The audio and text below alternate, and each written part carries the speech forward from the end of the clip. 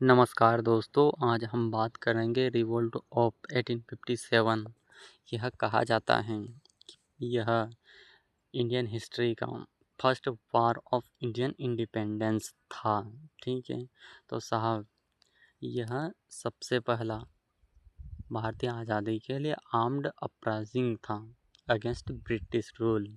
ठीक है, और इसकी शुरुआत कब हुई थी? तो साहब 10 मई 1857 को देखने को मिलती है मेरठ से। ओके, और साहब इसको कौन शुरुआत कर रहा था? साहब ये मंगल पांडे, ये जो दिख रहे हैं ये मंगल पांडे हैं। ओके, और साहब इसके मेजर सेंटर कौन कौन से थे? तो रानी झांसी, झांसी से बहादुर शाह जफर दिल्ली से, और नाना साहब कानपुर से। ठीक है, ये देखने को मिलते हैं साहब। और इसके कुछ मेजर प्रोविजंस देख लेते हैं। तो साहब कार्टेज इशू के कारण यह रिवोल्ट हुआ था।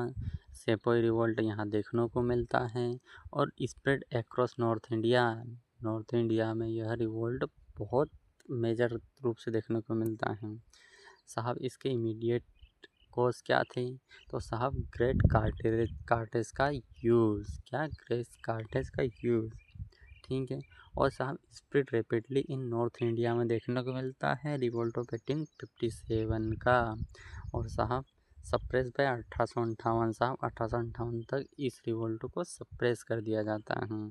और उसके बाद end of east India company का रूल समाप्त हो जाता है, और उसके बाद ब्रिटिश क्राउन का कंट्रोल आ जाता है। ठीक है साहब, इसके इम्पैक्ट की बात कर लेते हैं। तो साहब impact beginning of organised resistance की शुरुआत होती है, और भैया कंपनी का एरा तो ख़त्म हो जाता है और ब्रिटिश क्राउन का कंट्रोल आ जाता है।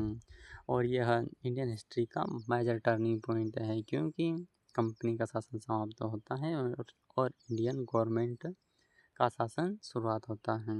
ठीक है, अगर यह वीडियो आपको अच्छा लगा है तो लाइक शेयर एंड सब्सक्राइब कर ज़रूर कीजिएगा। तब तक के लिए धन्यवाद।